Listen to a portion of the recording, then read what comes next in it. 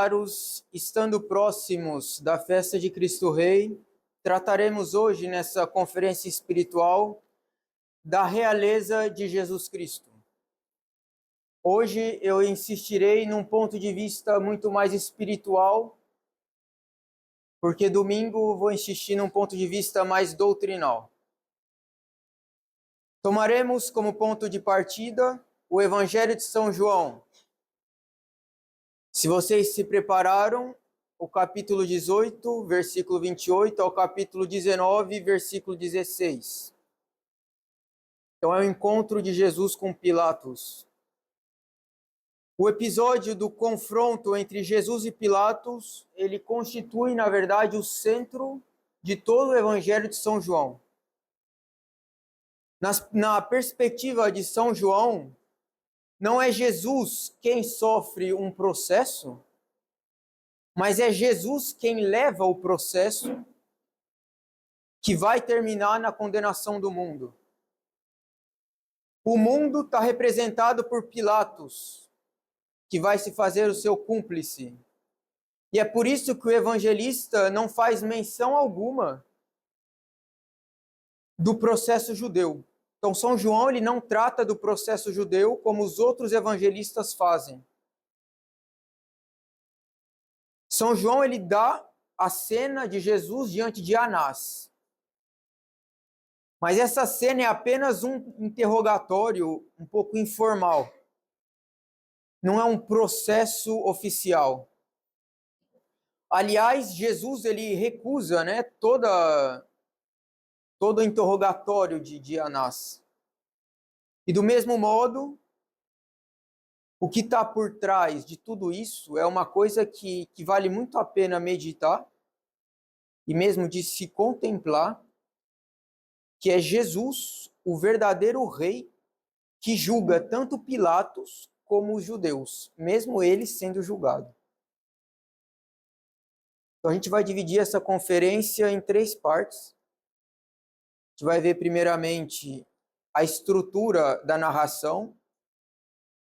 Depois a gente vai analisar cada cena dessa estrutura, com um foco maior na 4ª cena, como a gente vai ver. E enfim a gente vai concluir. E eu espero que essa conferência seja de muito proveito para a alma de vocês e uma preparação para essa festa de Cristo Rei que a gente vai viver nesse domingo. Então, comecemos pela estrutura do Evangelho, dessa parte. A cena de confronto entre Pilatos e Jesus, ela pode ser dividida em 7 partes um pouco concêntricas. Vou explicar. Infelizmente, eu não tenho um quadro para mostrar para vocês. Mas o que significa isso? Pilatos, toda vez, São João, São João diz que Pilatos entra, sai, entra e sai. Se vocês leram o Evangelho, vocês perceberam isso. Pilatos ele sai para falar com os judeus, entra para interrogar Jesus. Sai para falar com os judeus, entra para interrogar Jesus. Além do mais, há correspondências entre essas saídas e essas entradas. E essa 4ª cena que eu vou falar para vocês, ela aparece como o pico, o ponto mais importante de toda essa forma. Então a primeira cena é o quê? Pilatos está fora e ele fala com os judeus. Imagine uma escada. Felizmente não tem esse quadro, mas imagine uma escada que ela vai subindo, 1º degrau, 2º degrau, 3º, 4º. Depois desce. 5º, 6º, 7º. É uma escada concêntrica, onde o 4º degrau é o mais importante, é o mais alto. Depois, o 3º e o 6º, eles estão no mesmo nível. Então, há uma correspondência entre os dois. Então, o primeiro degrau, Jesus está fora falando com os judeus. Depois, passamos para o 2º degrau. Pilatos entra e fala com Jesus. a respeito da realeza de Jesus. Subimos ainda para o terceiro degrau, Pilatos sai. É o encontro com Barrabás. Encontro com Barrabás, a proposta aos judeus, onde eles vão escolher Barrabás. Quarto degrau é a coroação de espinhos.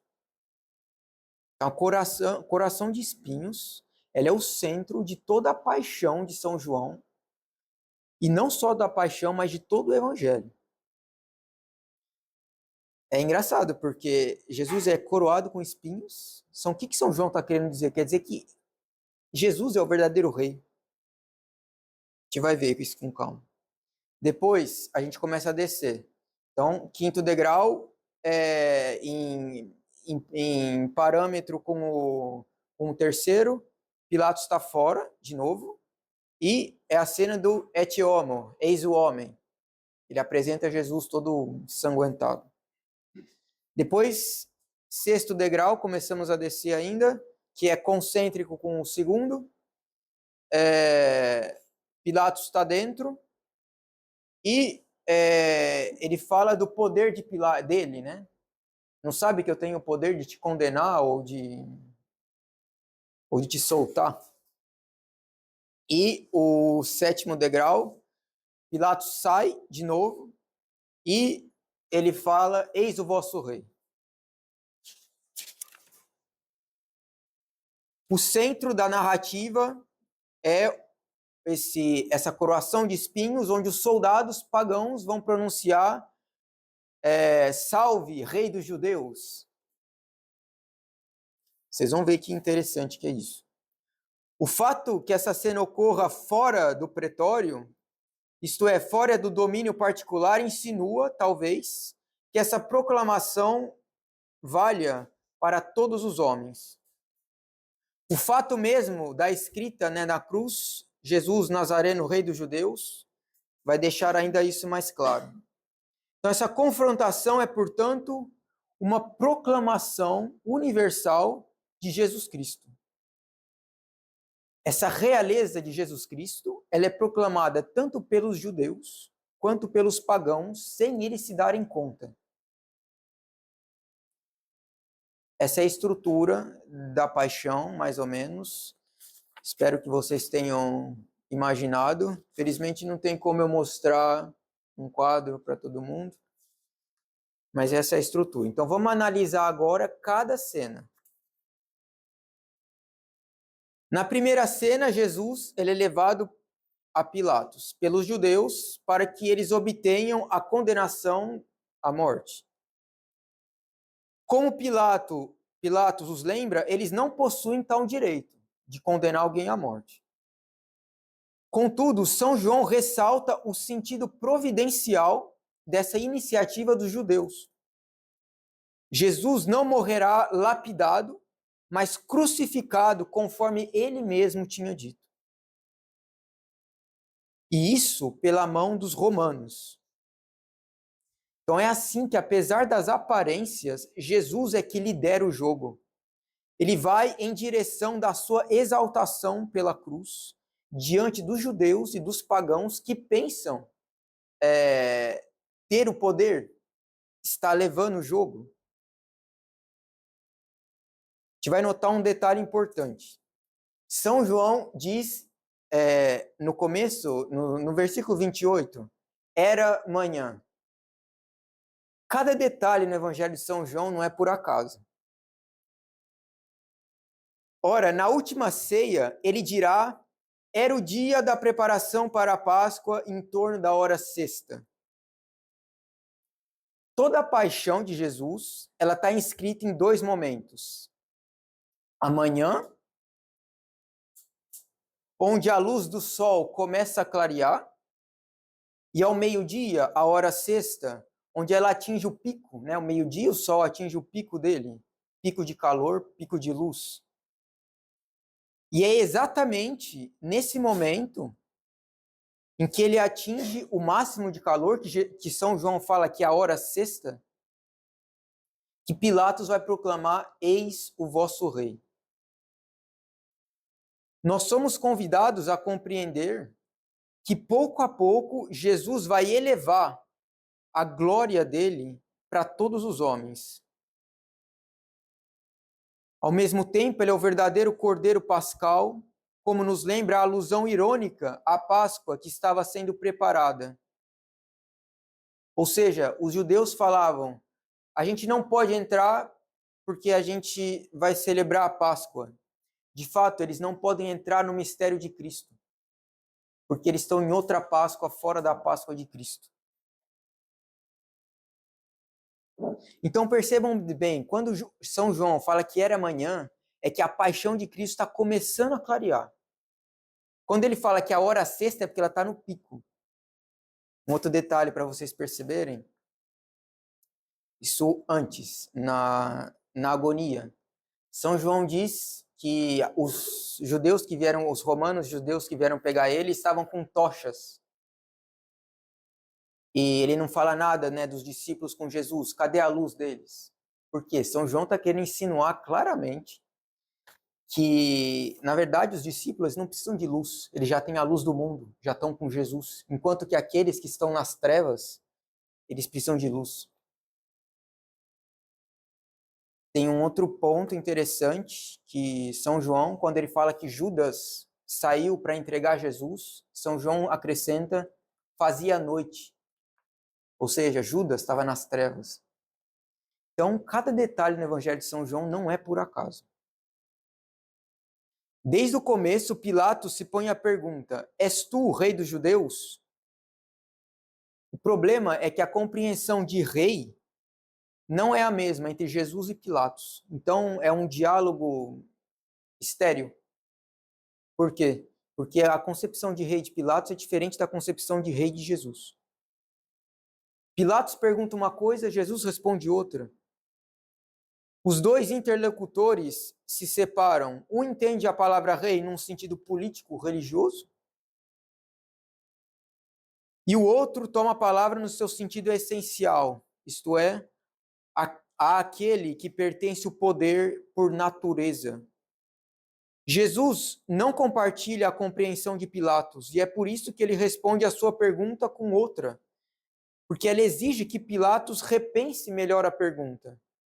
Jesus quer fazer com que Pilatos compreenda que a sua realeza se funda na sua pessoa. Pilatos se recusa de levar o debate.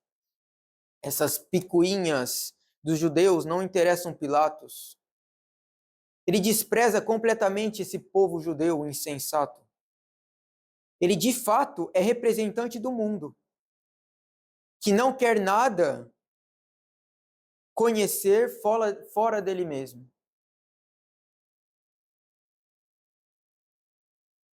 Todo o convite de uma realidade transcendente não interessa a Pilatos. O que importa é o aqui, o agora, a praxis. Quais são os resultados que eu vou ver, que eu vou ter agora? Os resultados momentâneos, visíveis. Não é isso que o nosso mundo nos propõe? Ah, padre, o senhor reza, mas olha que inútil. O que adianta ficar aí com o Santíssimo Sacramento todo dia de manhã?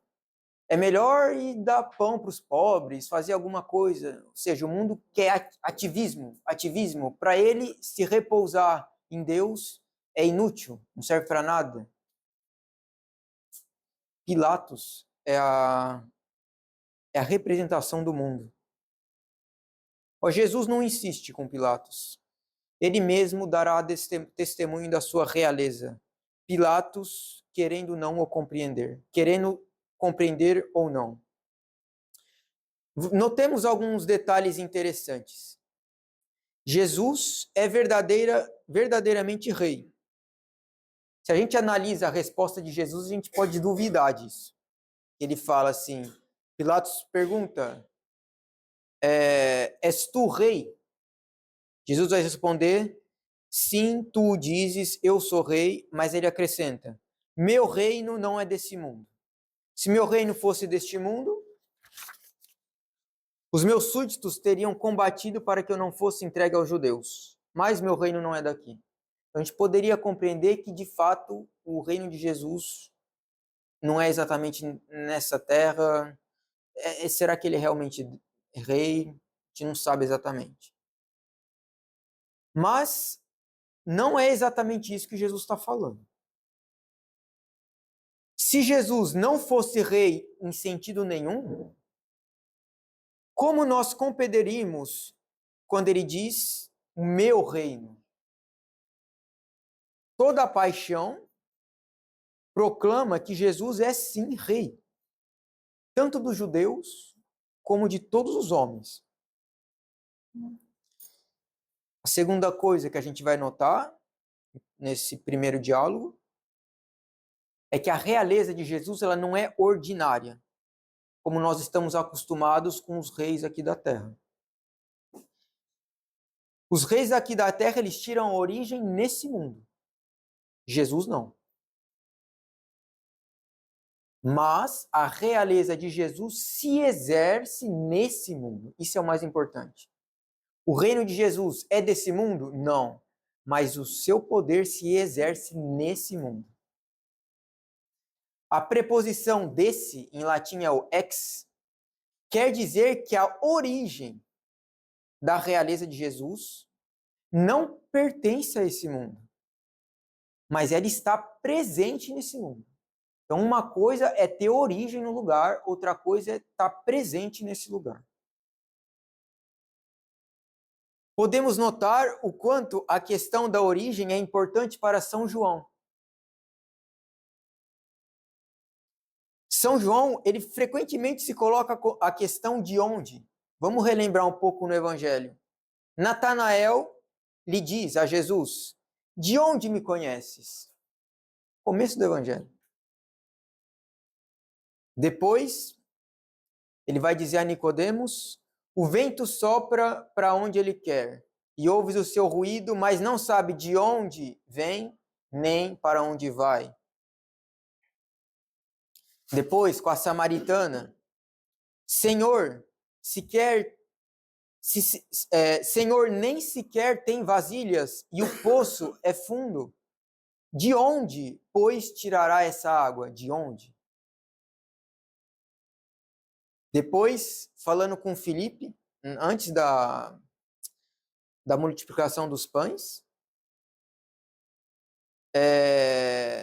Jesus coloca a questão para Filipe: Filipe, onde arranjaremos pão para eles comerem? De onde?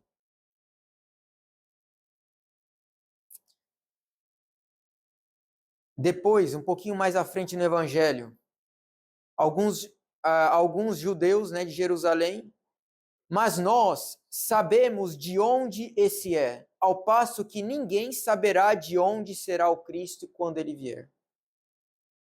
Depois, um pouquinho mais para frente, Jesus respondeu-lhes: embora eu dê testemunho de mim mesmo, meu testemunho é válido, porque sei de onde venho e para onde vou. Vós, porém, não sabeis de onde venho e para onde vou.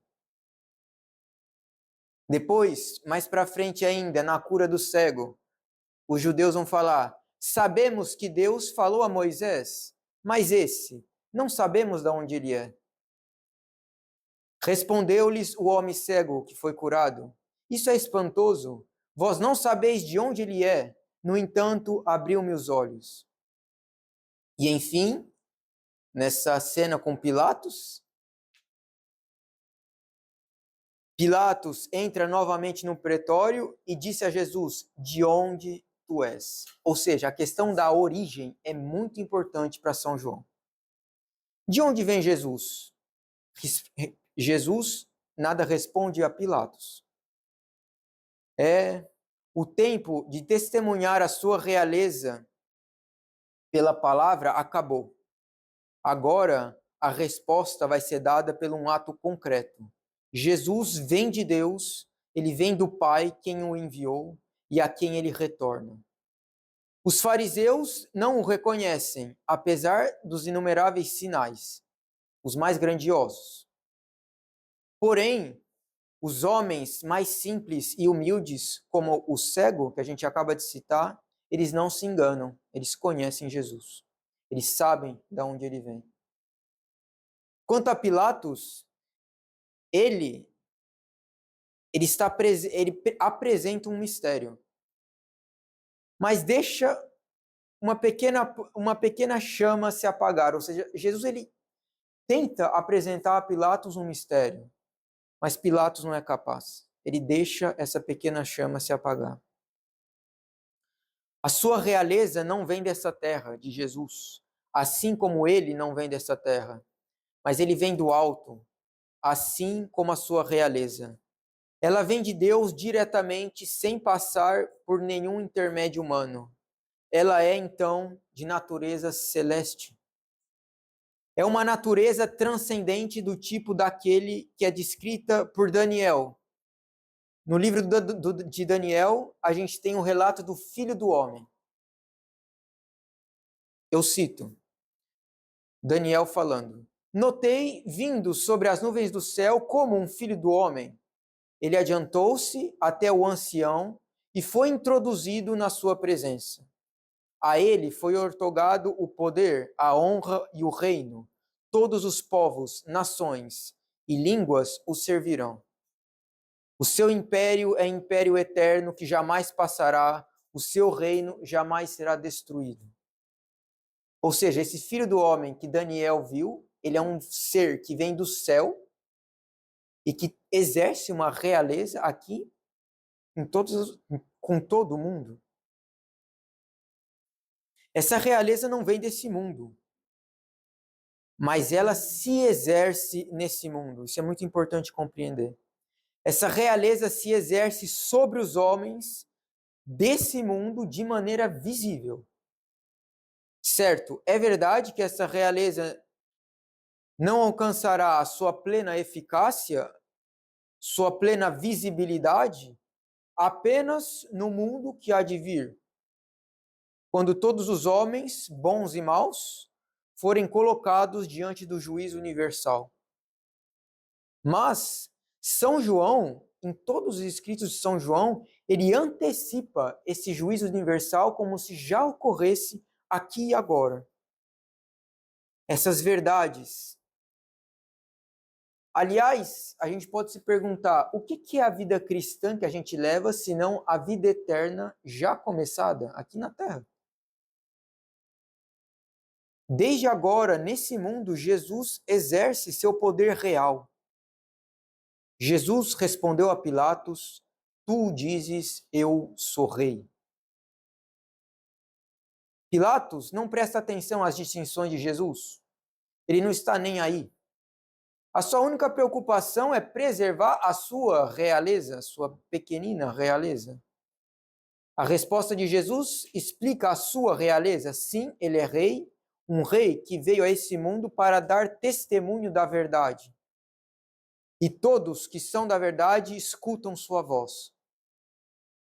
Aqui, Jesus define a sua missão de revelador, de testemunha de Deus por excelência. Por todas as suas obras, por toda a sua vida, ele traz aos homens a plena revelação divina, revelando o seu próprio mistério de Cristo, quem ele é, o Verbo feito carne, o Filho único que está no seio do Pai. E ele revela o que ele faz, salvar os homens do pecado, da morte eterna, pela luz da verdade e pelo seu sacrifício da cruz.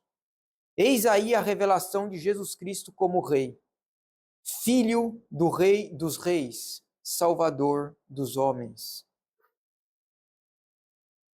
Os sujeitos que estão sobre essa realeza, Jesus vai acrescentar, são todos os que escutam sua voz, todos que são da verdade.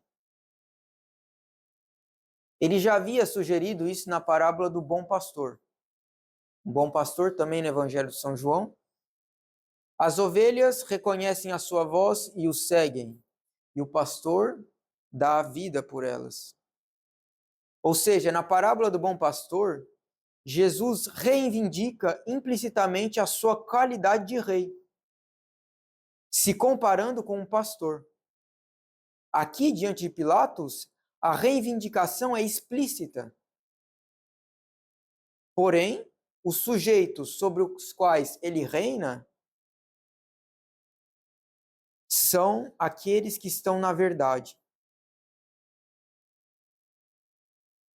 Esses sujeitos, eles não se definem por critérios políticos, religiosos, como pensavam os judeus, os romanos, mas pelo fato de escutarem a voz desse pastor. Isto é, esses sujeitos são aqueles que aderem à fé pela revelação que Jesus traz. Aqueles que creem nele como Filho de Deus, como Salvador do mundo. É sobre esses homens que Jesus reina de fato. Então, muitas vezes a gente procura fazer com que Jesus reine um pouco pela força política. Isso de fato tem uma certa eficácia, mas assim, é completamente inútil. Jesus Cristo, ele reina primeiro nas nossas almas. É a partir daí que o reino dele vai se espalhar.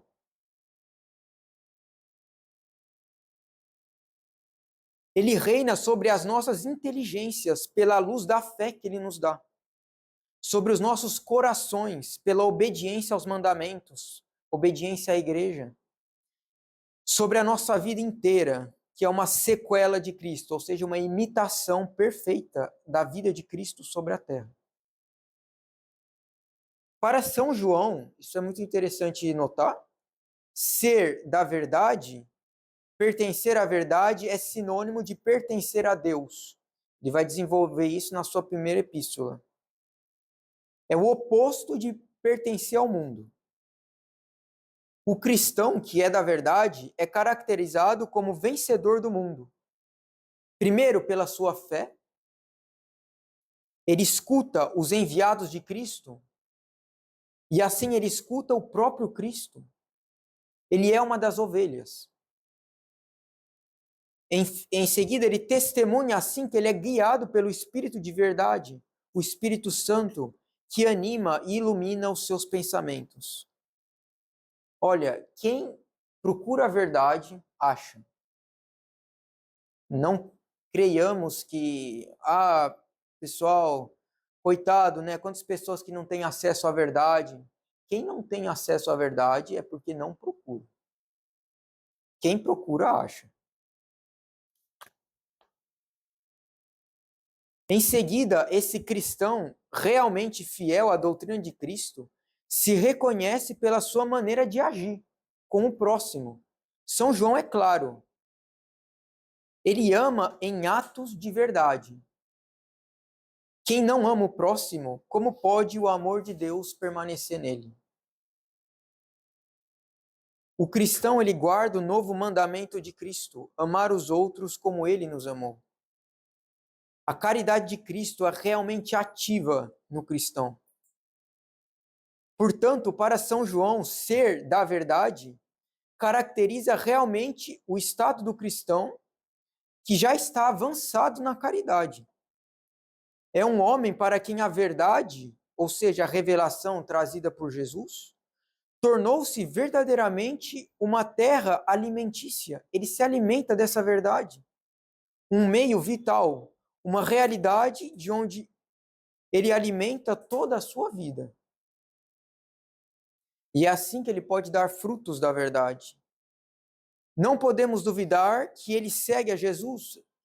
A gente vê um católico, um cristão, a gente tem que ver, realmente, é alguém digno de Jesus.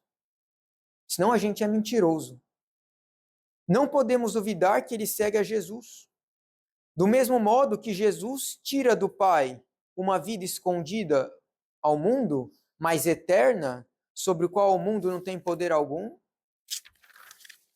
do mesmo modo o cristão recebe uma vida escondida ao mundo, mas eterna, sobre a qual o mundo não pode tocar.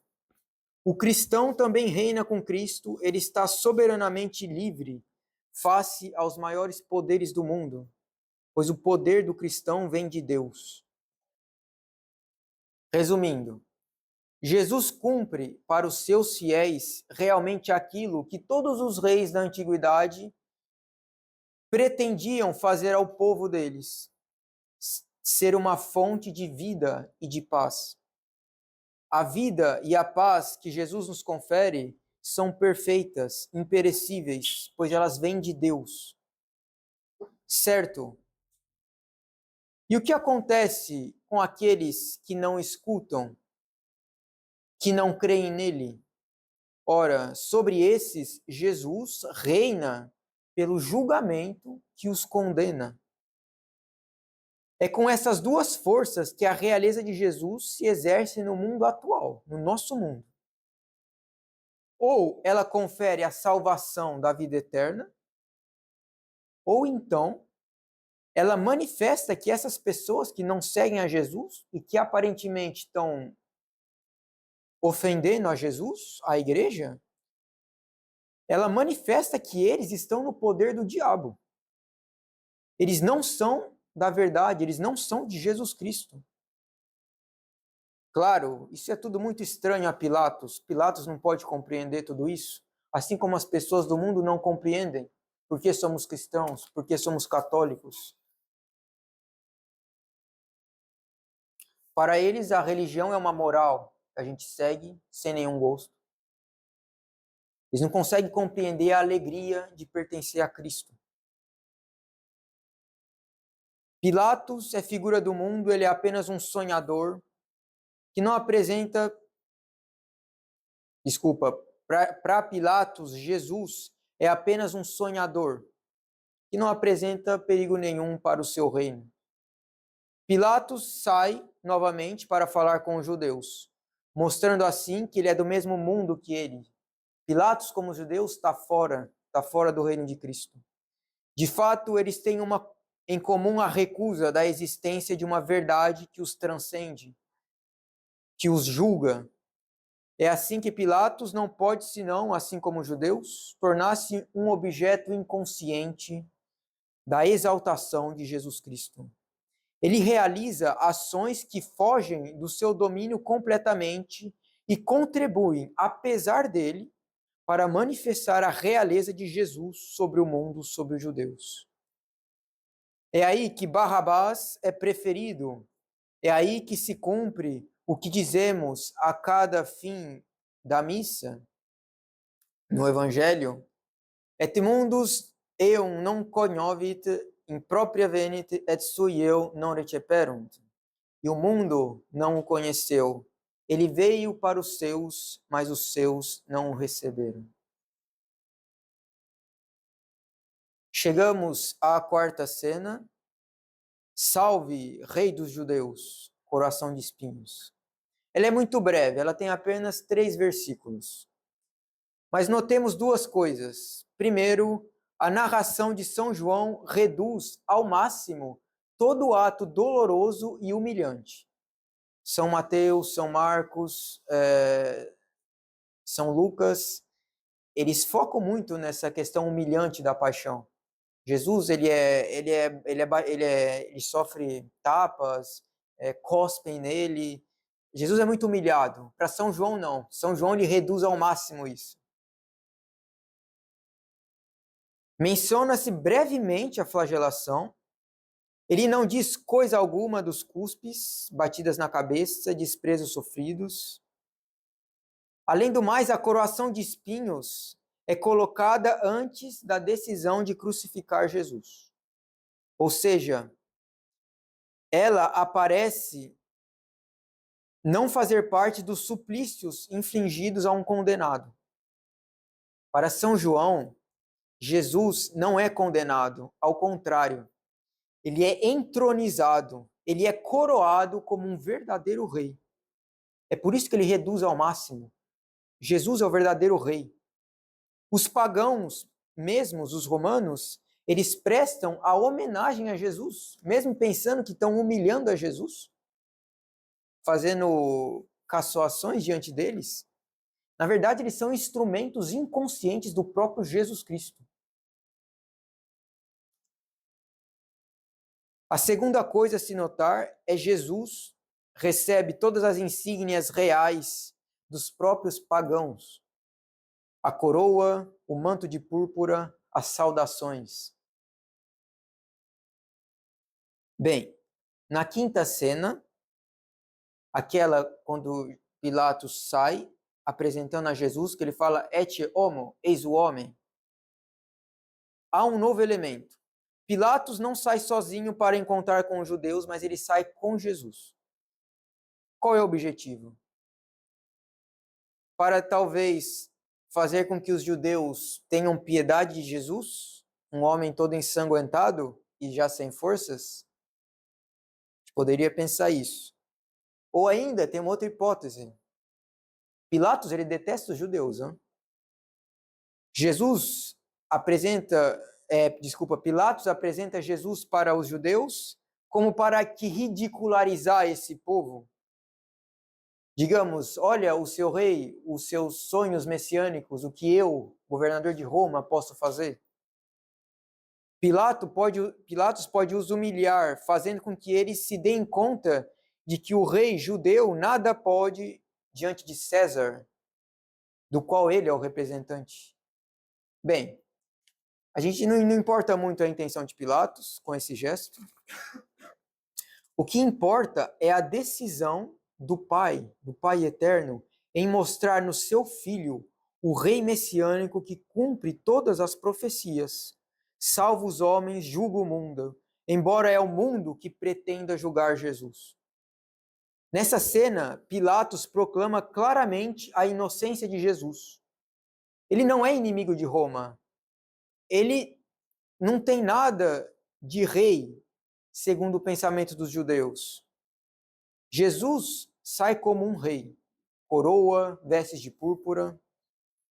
É uma zombaria de Pilatos, mas aos olhos de Deus, esse gesto é a primeira, ou a última, ostentação solene do rei dos judeus diante do seu povo.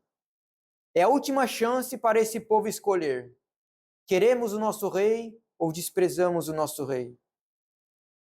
E eles escolhem o desprezo. E é por isso que Deus vai desprezar esse povo.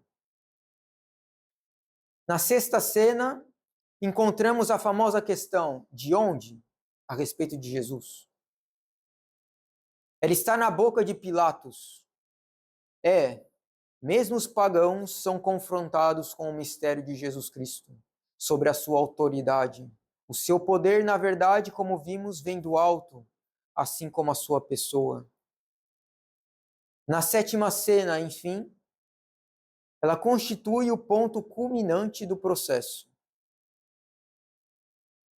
Percebam que não é exatamente uma condenação de Jesus pelo governador romano, mas uma sentença pronunciada. Digamos, não há sentença pronunciada. Ao contrário, Jesus é apenas entregue aos judeus, abandonado à morte que os judeus querem com muito furor. Parece um processo penal, mas na verdade é completamente outra coisa. É aqui que o olhar do mundo e o olhar da fé se tornam completamente separados. A separação que vai acontecer no fim dos tempos acontece aqui. Estamos, lembre-se, na hora sexta, o sol está no máximo. A glória de Jesus está no máximo. É a preparação para a Páscoa. Dois detalhes cronológicos importantíssimos para São João, já que eles insinuam que Jesus vai chegar ao seu zênite. O seu maior pico para mostrar o seu poder real. Poder de salvação, de julgamento. Jesus condena o mundo que o rejeita. Ele é, ao mesmo tempo, o verdadeiro Cordeiro Pascal, imolado para a salvação dos que lhe pertencem. Um outro detalhe a notar é que o evangelista diz que Pilatos fê-lo sentar no tribunal. Isso é muito interessante. No lugar chamado pavimento, em hebraico, Gábata, ou seja, Pilatos sai com Jesus e ele coloca nessa espécie de trono, onde era dele mesmo. É para ridicularizar os judeus, para falar, olha o vosso rei. Mas, na verdade, Pilatos, ele não percebe. Ele está colocando Jesus no trono que lhe pertence.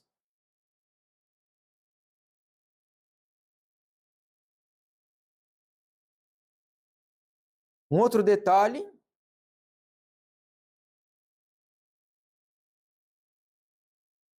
é que o verdadeiro julgamento vai acontecer por Jesus e não por Pilatos. Jesus havia dito a Nicodemos: este é o julgamento. A luz veio ao mundo, mas os homens preferiram as trevas à luz, porque as suas obras eram más. Os judeus aqui são os representantes do mundo, esse mundo que não quer, sob preço algum, reconhecer Jesus como rei. Negando Jesus pelo benefício de César, os judeus não fazem senão provar que eles são do mundo, assim como Pilatos. Eles não aceitam que Jesus seja o seu verdadeiro rei, ou seja, que os salve, que ele os dê a vida eterna segundo o seu projeto de amor, e não segundo os seus projetos egoístas. Vemos nessa cena a maior exaltação da realeza de Jesus Cristo, pelo representante da mais alta autoridade humana, César, Pilatos. Vemos também a condenação do mundo pecador que cai sobre o poder judiciário dessa realeza, pelo fato mesmo de a rejeitar. Enfim, como conclusão de tudo isso, depois de termos visto essa intronização de Jesus como verdadeiro rei, apesar das aparências, gostaria de deixar claro 3 ideias que nessa conferência eu quis passar para vocês. Apesar das aparências, é Jesus que realiza o julgamento e a condenação do mundo. Jesus não é um rei político, como os judeus imaginavam, mas ele é verdadeiramente rei. O reino de Jesus não é desse mundo, ou seja, ele não tira a origem nesse mundo, desse mundo, mas ele vem do alto. E esse reino se exerce nesse mundo.